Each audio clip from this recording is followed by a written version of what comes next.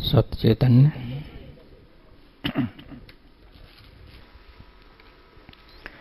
गुरु जी, मेरा मन टिका दो जी,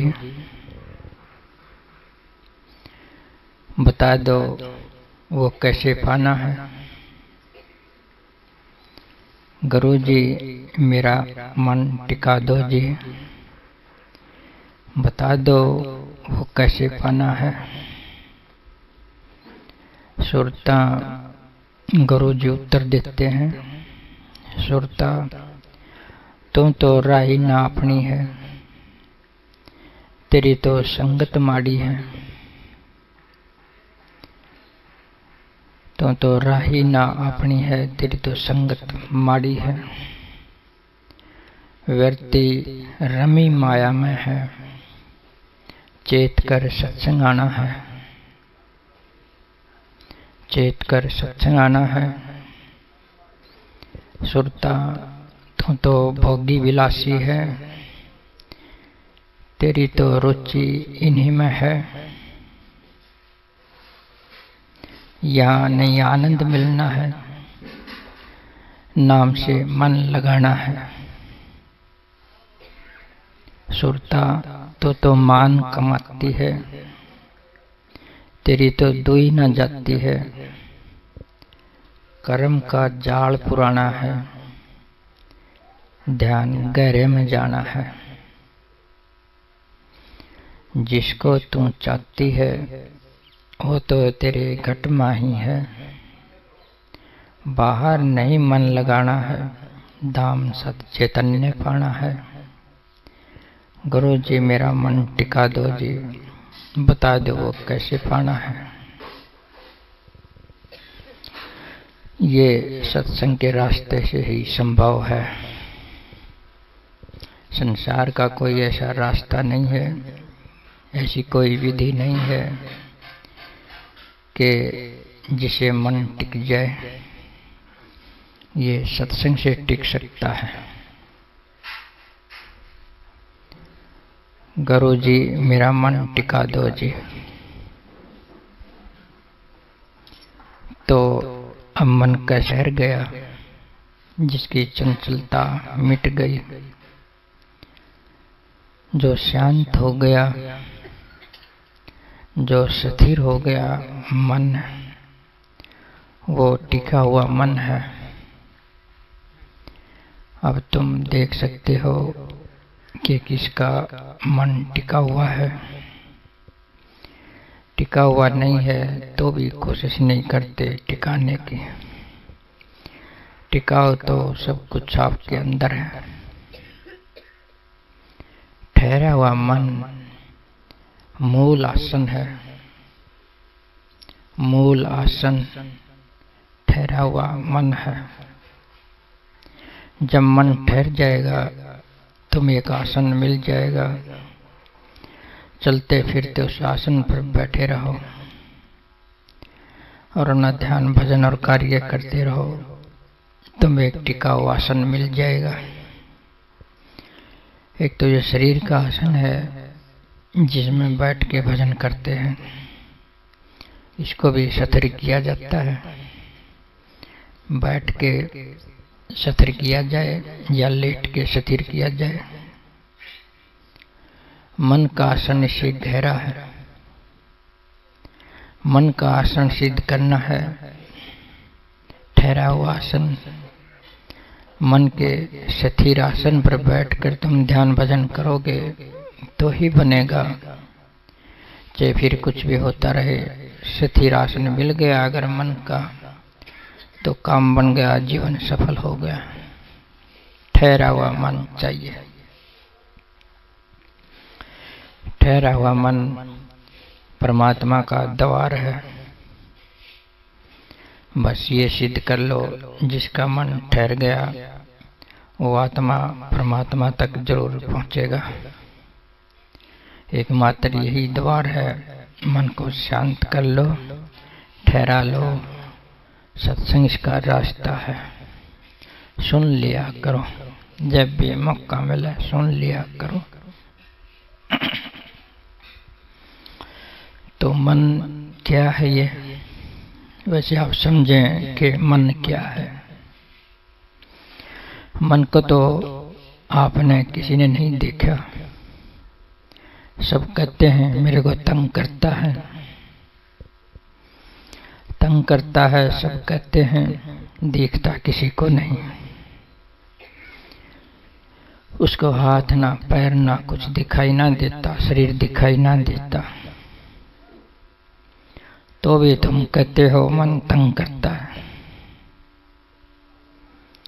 इसका मतलब तो है तो जरूर, चाहे दिखाई ना देता हो। कुछ तो है जो तुमको मजबूर करता है चंचल होने के लिए, उल्टे सीधे काम करने के लिए, और अच्छे काम करने के लिए भी तुमको ये विवश कर देता है अगर टिक गया हो। तो इस मन को कैसे समझोगे, दिखाई ही नहीं देता। कुछों का ख्याल है कि ये मन जो है, जितनी तुम्हारी इच्छाएं हैं, जितनी कामनाएं हैं, इनको इकट्ठा कर दें, इनका ढेर लगा दें, तो उस ढेर का नाम मन है। इच्छाओं के ढेर का नाम मन है। इच्छाओं से बना है, इच्छा ना रहे तो मन ना रहे।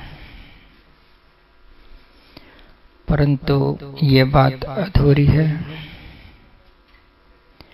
पहले मन है, बाद में इच्छाएं हैं।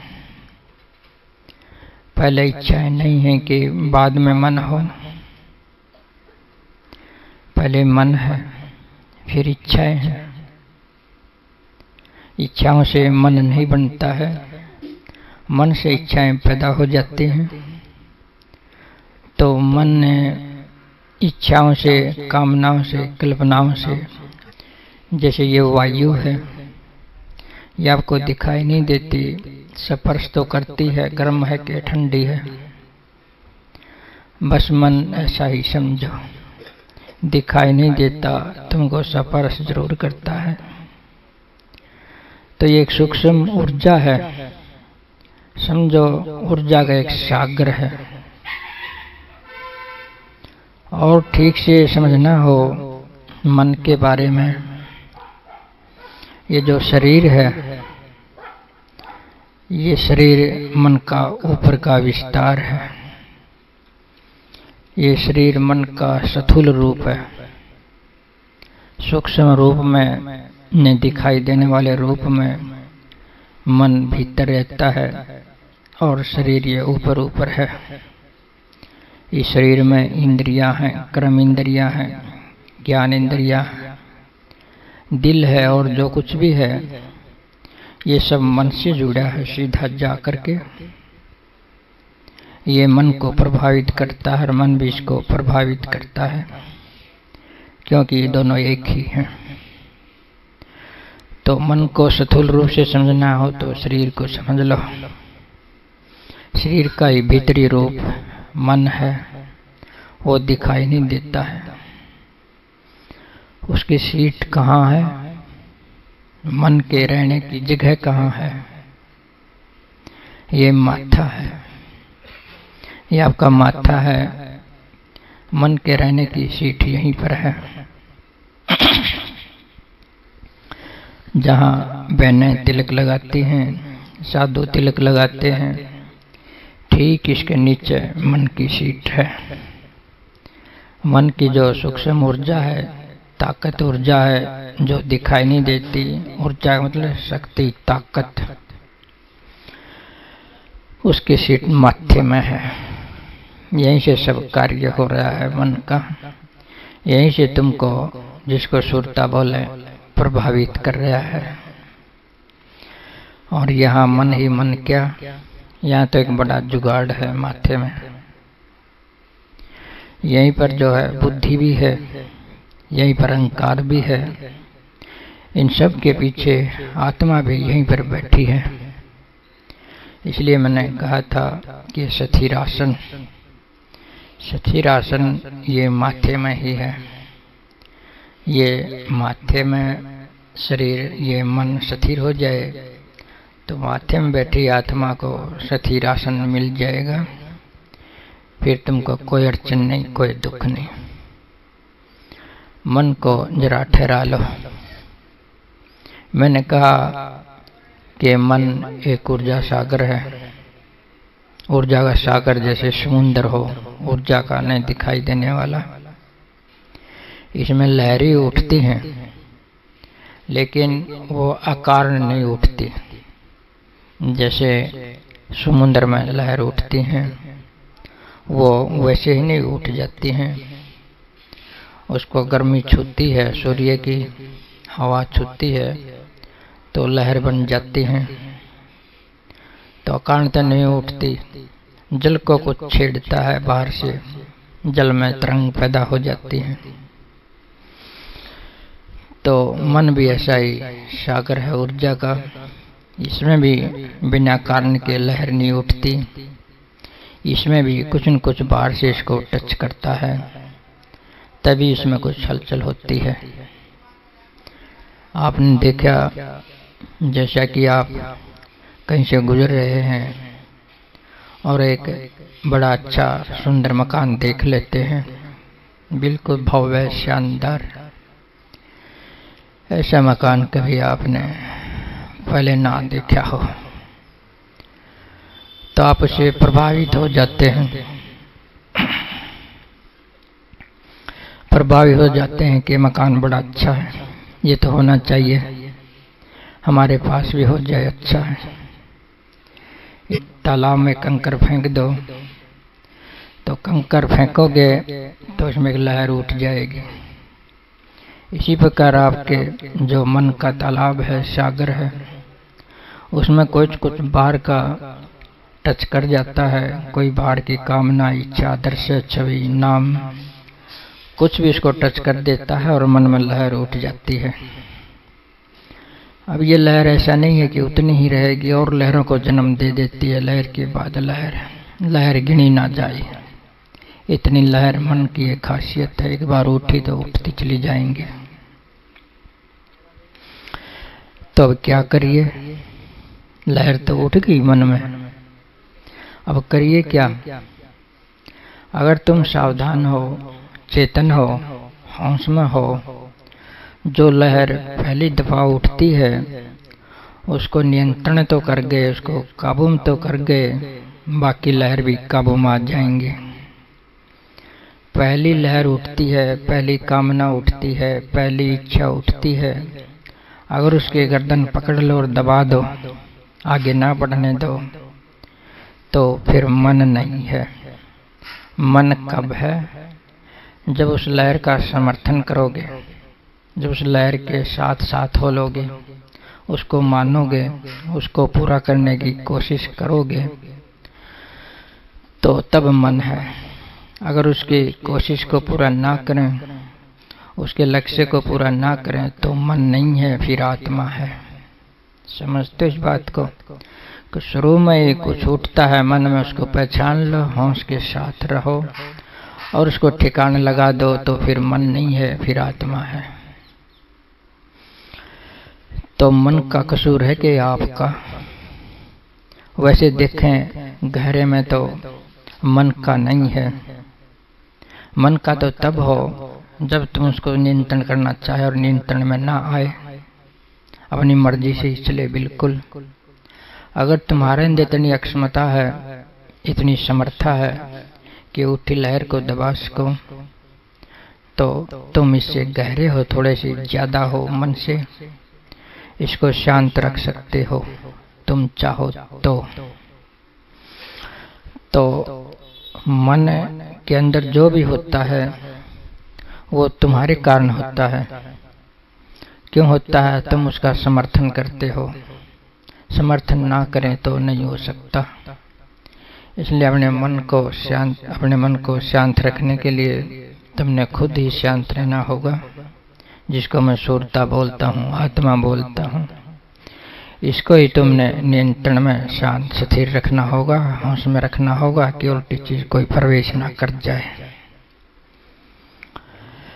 तो मन को इस प्रकार से आप कंट्रोल कर भी सकते हो कि सावधान रहें, कुछ उठा तो दबा दें, उसके साथ ही ना हो।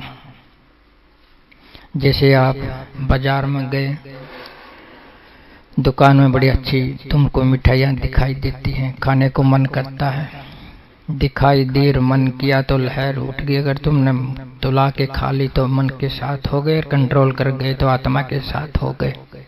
इतना तो समझ गए ना, तो अपने साथ रहा करो। अब इसको जो है ठिकाने लगाने के, इसको संतुष्ट रखने के और भी साधन बताए गए हैं। ये तो एक तुमको मतलब सरल सा है जो हमेशा तुम अपने पास रख सकते हो। उसका साधन, उसमें रहो, ये कंट्रोल में रहेगा। कईयों का कहना है कि मन को जो है खुला छोड़ दो, जैसे चाहे वैसा करने दो, फिर ये उत्पात नहीं करेगा। जैसा मन चाहे वैसा होने दो, इसको स्वतंत्रता दे दो, कोई अड़चन ना डालो, तो ये ठीक रहेगा। ये तुम्हें क्या कहता है, इसकी मांग पूरी होती रहेगी। जैसे कोई बच्चा है, कुछ चीज मांगता है खाने पीने, कोई दिक्कत नहीं है, कोई अड़चन नहीं है, ये सीधा और सरल रहेगा, तुमको कुछ नहीं कहेगा। मन आगे आगे और तुम पीछे पीछे, ऐसा भी एक सिद्धांत बनाया है दार्शनिक लोगों ने। जैसे नदी है, नदी बहती जा रही है, उस नदी में तुम कूद गए हो और तुम उसके अंदर बहने तो लग गए तो कोई दिक्कत नहीं, कोई कोशिश नहीं करनी पड़ती। अगर नदी के बहाव के साथ तुम बह लेते हो, अगर तुम उल्टा तैरने की कोशिश करते हो, नदी का सामना करते हो, धार से विपरीत तुम तैरना शुरू करो, तो तुम्हारा व्यर्थ में जो है सारा प्रयास होगा, सारी ऊर्जा खराब होगी, बेकार में एक संघर्ष होगा। तुम पानी से उल्टा चल नहीं सकते, तुम उसके बहाव में ही चल सकते हो। उन्हें बात तो ये ठीक लगती होगी, लेकिन नदी के हिसाब में इसको हम ले लें। उनका कहना है कि नदी में उल्टा मत तरो, उसके बहाव में शामिल हो लो, नदी सीधी सागर में अपने आप चली जाएगी। इसको आत्मा परमात्मा से जोड़ देते हैं कि जैसे नदी में बहने लग गई, नदी तो सागर में जाएगी, अपने आप सागर में चले जाएगी। क्यों बेकार में मेहनत करते हो, क्यों साधना और तप करते हो, क्यों ध्यान स्मरण करते हो, बस बह लो मन के भाव में नदी में कि सीधी सागर में जाएगी। लेकिन ये तो भौतिक बात है, वो तो जीवन की नदी है, जिधर पानी है इसकी बातें है, तो सब जाएगा झील की और कुदरतन बात है। वो तो जीवन की नदी है, ऊर्जा की नदी है, शरीर की नदी है। ये तो तुमको मरुस्थल में भी ले जा सकती है। जीवन की नदी दूसरी चीज है स्थूल नदी से, वो पता नहीं किस और बहले, वो तो बगैर किनारे की भी होकर बह सकती है। बगैर किनारे का जीवन पता नहीं, वो मरुस्थल में भी चला जाए जहाँ झाड़ जाखड़ है, कोई जीवन नहीं है, बर्बादी है। तो इस प्रकार से अगर हम जीवन की नदी में जाएं तो ये थ्योरी काम नहीं करती, ये उल्टी भी ले जा सकती है, ये बहाव खतरनाक हो सकता है। उदाहरण के लिए मैं एक तुमको बात बताऊं। एक दार्शनिक, एक महाराज जी हुए हैं, अभी थोड़े दिन हुए। उनका नाम ओशो था, पहले रजनीश था। उनका ये दर्शन होता है कि बहो रुको मत, सब ठीक होता चला जाएगा। और इसके लिए उन्होंने एक प्रयोग भी किया। इस बात को साबित करने के लिए मैंने तो बहुत की। अमेरिका में उन्होंने स्थान ले लिया 64,000 एकड़, 64,000 किले कितने होते होंगे? इस सारे गांव के तो हैं नहीं इतने, 52 सीम कहते हैं, 52,000 एकड़। लेकिन वो 64,000 एकड़ का एक स्थान, एक टापू उन्होंने ले लिया और उसमें सुधार करना शुरू कर दिया। सुधार शुरू कर दिया तो एक बिल्कुल नए किस्म का शहर बना दिया। सन्यासियों के लिए बनाया वो। तो हुआ क्या, वहाँ क्या प्रयोग किया, मन को खुला छोड़ दिया गया, जो चाहो सो कर सकते हो। वहाँ शराब पियो, शराब पीने की मनाही नहीं है, संभोग करो, संभोग करने की मनाही नहीं है, नंगे घूमो, नंगे घूमने की मनाही नहीं है, तालाबों में नहाओ लड़के लड़कियाँ।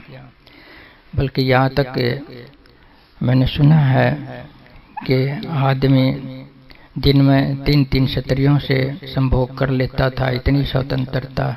और स्त्री भी इसी प्रकार पुरुषों से महीने में 90 पुरुषों से 90 स्त्रियों से संभोग कर लेते थे सन्यासी। सारी सुविधा जो होनी चाहिए मन के लिए। तो हुआ क्या, मन क्या चल भी जाए कोई बात नहीं, जरूरत है इतनी तो, लेकिन नमक में आटा ये कैसे चलेगा। इतनी आज़ादी, जो मन चाहे सो करो। अब मन कहाँ ले जाएगा ऐसी स्थिति में। व्यक्तिगत स्वतंत्रता कि व्यक्तिगत रूप से बिल्कुल स्वतंत्र रहो, जो कुछ मन में आओ सो करो। ये प्रयोग उन्होंने किया वहां पर। अंत में फैल हो गया, क्योंकि नरी ही भौतिकता हो गई, आध्यात्मिकता बहुत थोड़ी रही, केंद्र ना रहा, परिधि ज्यादा हो गई। तो ये क्यों हुआ, ये नदी के बहाव में बहने का रिजल्ट है। ये भौतिकता की नदी, ये जीवन की नदी परमात्मा में नहीं जाएगी इस तरह से, ये उसमें मरुस्थल में जाएगी। थोड़ा बहुत स्वीकार हो सकता है, लेकिन इतना तो नहीं कि तुम सारे के सारे बिखर जाओ। व्यक्तिगत स्वतंत्रता का अर्थ क्या है। व्यक्तिगत स्वतंत्रता, हर एक आदमी की अपनी आज़ादी। ऐसा नहीं है कि सभी नहीं चाहते आप आज़ादी। यहाँ सब बैठे हैं, सब चाहेंगे, सब आज़ादी चाहेंगे, व्यक्तिगत तो ये संभव नहीं है। व्यक्तिगत आज़ादी संभव ही नहीं है, क्योंकि इससे दूसरे का दमन होता है। मैं अपनी व्यक्तिगत आज़ादी करूं तो दूसरे का दमन जरूर होगा। दूसरे का दमन होगा तो दूसरे की आज़ादी कहाँ गई। आज़ादी तो सबको चाहिए। तो वो कोई आज़ादी नहीं है जिससे किसी का दमन होता हो। तुम किसी का दमन करोगे तो रिटर्न में तुम्हारा भी दमन कर देगा, आज़ादी तो गई। तो व्यक्तिगत आज़ादी में मन को स्वतंत्रता देना ये खतरनाक है। थोड़ा सा तुमने ख्याल रखना होगा। दूसरी बात है कि दूसरा रास्ता बताया है मन को कंट्रोल करने का। एक तो पहला तो ये बिल्कुल आज़ाद छोड़ दो, जैसा जी कर वैसा करने दो। दूसरा ये इसको कुछ ना करने दो, जैसा मन में आओ वैसा मत करने दो, कुछ भी ना करने दो इस मन को, बिल्कुल इसका गला दबा कर रख दो, मार ही दो एक तरह से। फिर कैसे चलेगा रास्ता, तो ये भी ठीक नहीं है। एक कहानी आती है, महाभारत में है वो कहानी कि द्रोणाचार्य थे। ये एक ऐसे थे कि इनका जन्म माता पिता के मिलन से नहीं हुआ था। जैसे बच्चे पैदा होते हैं माता पिता के मिलन से, ऐसे द्रोणाचार्य का जन्म नहीं हुआ था। वो गैर कुदरती ढंग से हुआ था। आजकल के तो उस गैर कुदरतन ढंग पर मिट्टी डाल देते हैं, ये कह करके कि ये तो टेस्ट ट्यूब बेबी थे। द्रोणाचार्य पहले टेस्ट ट्यूब बेबी थे। जैसे टेस्ट में ये टेस्ट ट्यूब होती है, उसमें बच्चे पैदा कर देते हैं, उसमें बच्चे पैदा करते हैं, गर्भ में तो फिर भी डालने पड़ते हैं। लेकिन वो तो ऐसी विधि भी नहीं थी, गैर कुदरतन थी बिल्कुल। क्या था कि एक दिन द्रोणाचार्य के पिताजी भारद्वाज गंगा में स्नान करने के लिए गए। वहाँ एक कहते अप्सरा भी आ गई स्नान करने के लिए। उसने भी डुबकी लगाई गंगा में। डुबकी लगा के जो वो निकल रही थी तो द्रोणाचार्य के पिता ने देख लिया। ऋषि था, महर्षि था, साधु था, कंट्रोलर था, पूरी तरह से इंद्रियों को बांध कर रख लिया था। तो अप्सरा वो निकली, जब भीगी भीगी उसने देखी, सुंदर अप्सरा थी, उसका मन चल पड़ा भारद्वाज का। वो तो सपने में, कल्पना में ही उसको भोगने में लग गया और कहते हैं उसका वीर्य खंडित हो गया। वो वीर्य खंडित हो गया तो उन्हें एक पात्र में रोक लिया गया। ये कहानी है। तो इसका क्या मतलब, भारद्वाज ने कितनी तपस्या की थी, कितना रोक लिया था, कितने बंद लगा लिए थे अपने मन का, शरीर का, सब चीजों को, खाने को, पीने को। फिर भी एक नंगी अप्सरा को देखने से उसके वीर्य खंडित हो गया। फैल तो वो यूं भी हो गया। फैल तो मन को बिल्कुल मारने से, इस तरह से गांठ बांधने से भी हो जाते हैं, और बिल्कुल मन को शांत फ्री छोड़ने से भी हो जाते हैं। ये दोनों ही रास्ते गलत हैं। रास्ता बीच का होना चाहिए। जैसे आपने कोई दीपक रखा है यहाँ पर और हवा चल रही है तो दीपक तो बुझ जाएगा। हवा में तुम यहाँ दीपक लगाओ तो बुझ जाएगा ना। ऐसे हवा में तुम दीपक लगा दो, बुझ जाएगा, हवा उसको बुझा देगी। और यहाँ एक दीपक लगाओ, उसको ढक दो तो भी बुझ जाएगा। दीपक लगा दो, उसको ढक दो बंद पात्र से तो भी बुझ जाएगा, और खुला उसको लगा दो हवा में तो भी बुझ जाएगा। ये दोनों ही रास्ते उसको बुझ जाने के हैं। लेकिन दीपक लगा दो, उस पर एक छलनी रख दो, दीपक नहीं बुझेगा, उसकी सुरक्षा हो जाएगी, वो जलता भी रहेगा, सुरक्षा हो जाएगी। यहाँ दीपक लगाओ, उस पर छलनी रख दो जिसमें सुराख होते हैं, उसको ऑक्सीजन मिलती रहेगी, हवा मिलती रहेगी, थोड़ी थोड़ी रोशनी भी निकलती रहेगी, जो दीपक है जिंदा रहेगा। तो इस प्रकार का रास्ता आपने मन को टिकाने के लिए अपनाना चाहिए। संयम का थोड़ा सा संयम पेश पर होना चाहिए। अगर तुम्हारी कार में ब्रेक नहीं है तो एक्सीडेंट जरूर होगा, ब्रेक होंगे तो एक्सीडेंट नहीं होगा। तो अपनी जगह पर भी पहुंच जाओगे और सुरक्षित भी रहोगे। ब्रेक नहीं होगा तो मरोगे, सब कुछ गलत हो जाएगा। तो ब्रेक भी जरूरी है और चाल भी जरूरी है, दोनों ही बात कहता हूँ। गाड़ी चलती ही जब है, अपने ठिकाने जब पहुँचते हो, जब वो चलती भी है और उसमें ब्रेक भी है। ब्रेक और चलना दोनों ही जरूरी है।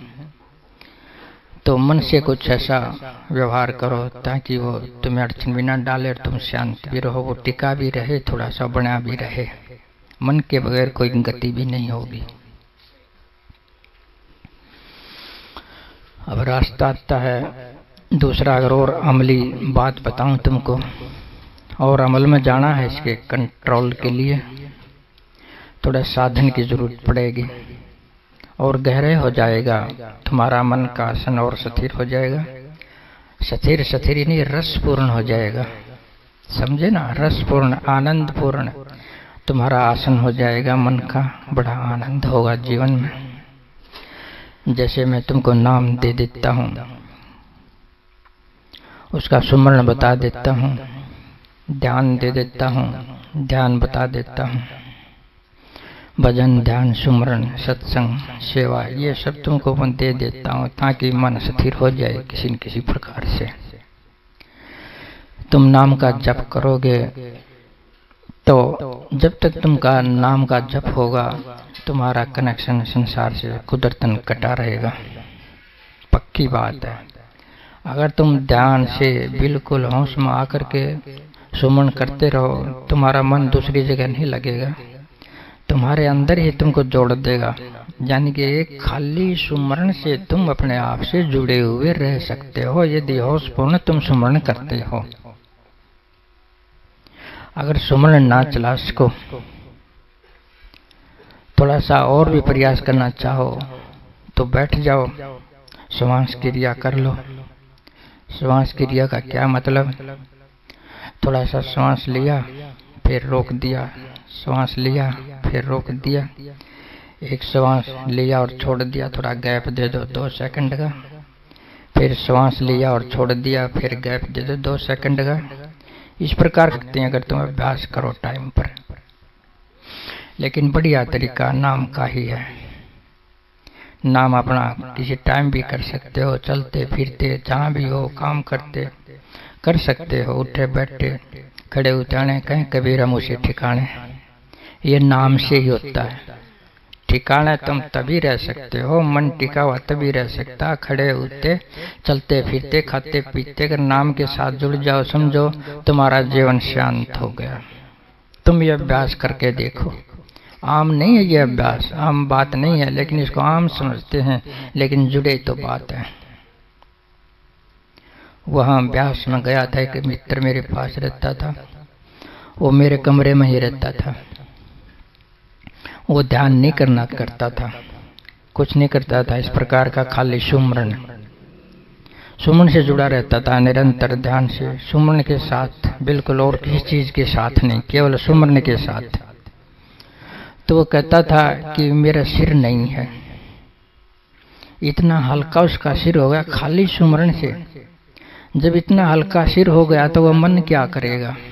वह मन तो है ही नहीं। जो मस्तिष्क तुम्हारा सिर ही शून्य हो गया तो मन क्या करेगा?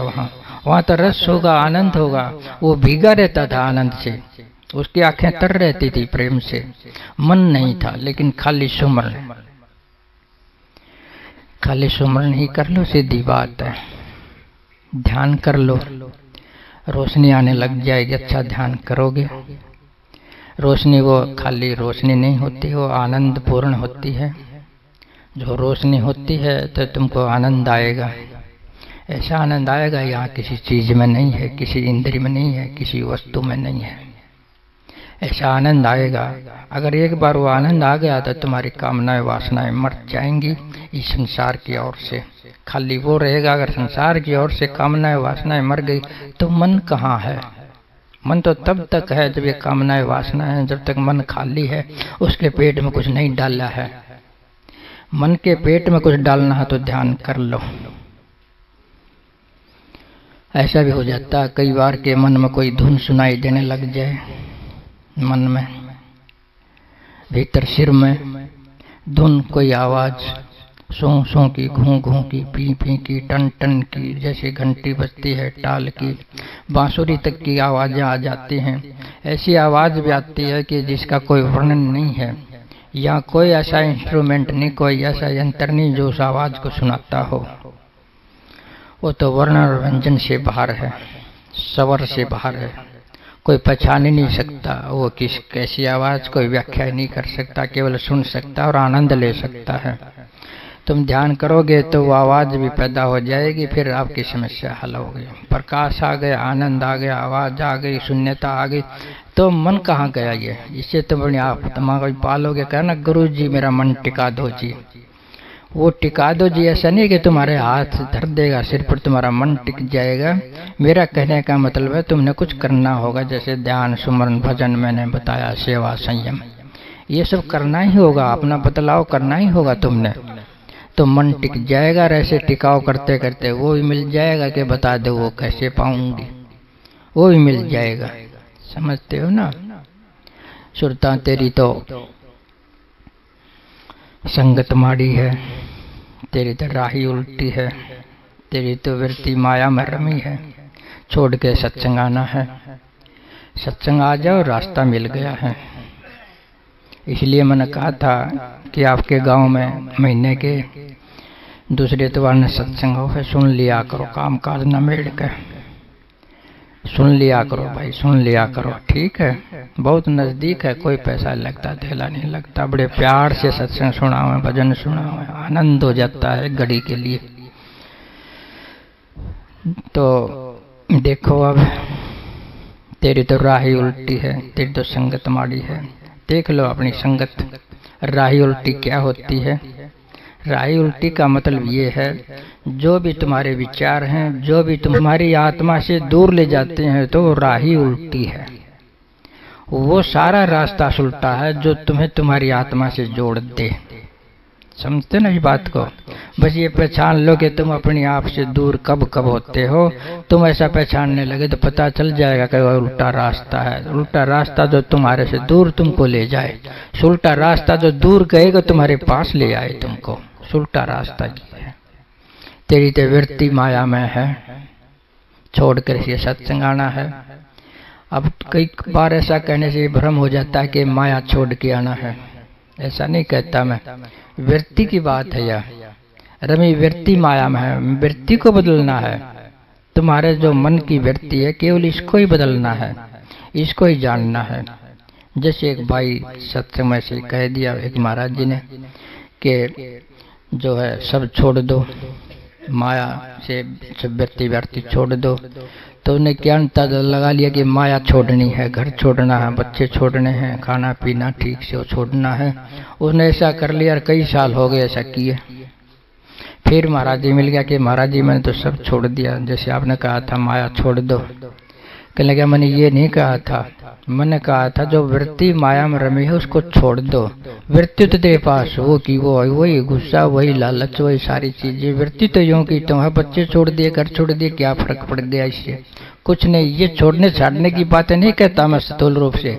अपने मन की जो वृत्ति है इसको तुम बदल लो थोड़ा सा। बस संसार में लगी है उसको सत्संग में लगा दो, बस। और क्या करना है? इधर से पुट के इधर लगा दो हैं। और लखमा वाली था, उसके पास एक आदमी गया, उससे पूछा कि महाराज जी परमात्मा को कैसे पाएं? कि इधर से पुट कर इधर लगाएं। बस कुछ नहीं, वो पौध पाड़ रहा था, दूसरी जगह लगा रहा था। वो पौध पाड़ के दूसरी जगह लगा रहा था। कहना इधर से पुट के इधर लगा दो, परमात्मा का की पावना। बस गुरु जी मेरा मन टिका दो, बता दो वो कैसे पाना है। तो सुरदा भोगी विलासी है, तीज रुचि इन्हीं में है। यह आनंद नहीं मिलना है, नाम से मन लगाना है। भोगी विलासी भोग तुम जानते हो कितने होते हैं, बहुत ज्यादा भोग है। नशे पते से लेकर खान पीने और सब सारी चीजें जो तुम्हारी व्यक्ति को, जो तुम्हारे शरीर को, ये जो इंद्रियों के स्वाद है, सब भोग है। इसमें रमने की बजाय तुम थोड़ा ध्यान भी कर लिया और इनमें वो आदत नहीं है जो ध्यान में है। ध्यान में तो ऐसा आनंद है, उसके लिए कुछ नहीं करना पड़ता, फुल रेस्ट करना पड़ता, फुल रेस्ट। बस फुल रेस्ट किया और तुम सारी चीजों से परे गए और तुमको वो आनंद मिल गया जो यहाँ कभी नहीं मिल सकता। कोशिश करके देख लेना, ये होता है। ये मैं वैसे नहीं कहता हूँ। ये लोग हैं जो फकीर लोग हैं, ये सारी उम्र इस रास्ते पर आकर कैसे काट देते हैं, कोई तो उनका आसरा होगा काटने का। यही होता है कि अंदरूनी रस लेते हैं, वो अंदरूनी आनंद लेते हैं, वो उस आनंद के सहारे पड़े रहते हैं। उनका जीवन सुख और सरल रहता है, शांत रहता है, उनके संबंध नहीं होते। यहाँ तक कि कई बार तो निरसंबंध हो जाते हैं, कोई संबंध नहीं। आत्मा में रहने की अवस्था में कोई संबंध नहीं होता। आत्मा से बाहर थोड़े से भी सक्रिय हुए तो संबंध खड़ा हो जाएगा, और संबंध बंधन है। बंधन से हटने के लिए आप आत्मा में आ जाओ, वहाँ कोई संबंध नहीं है। वहाँ संबंध नहीं है तो दुख भी नहीं है। संसार के संबंधों में दुख है ना, आज जुड़ गए कल नहीं है, फिर जुड़ गए फिर नहीं है। ये संबंध टिकाऊ नहीं हो सकते कभी भी। निरसंबंध हो जाओ, अपनी आत्मा से जुड़ जाओ तो सुख ही सुख है, आनंद तो वही है। तो मान चाहते हैं, इच्छा इज्जत चाहते, कुछ कुछ चाहते, ये तो दुई द्वेष का रास्ता नहीं है। इसको छोड़ के तुम सत्संग सुन लिया करो, थोड़ा सा कदे प्रवचन का पालन कर लिया करो। इस मन को बाहर नहीं लगाना है, धाम सचेतन पाना है, यानी अपनी सच्ची आत्मा को पाना है, इससे ही जुड़ना है। थोड़ा थोड़ा करके समझा दिया मैंने बहुत सारा। मोटी बात यही कही है, अगर मन को टिकाना है, शांत होना है, आत्मा को जानना है, सत्संग की लाइन पकड़ लो, ठीक है। सचेतन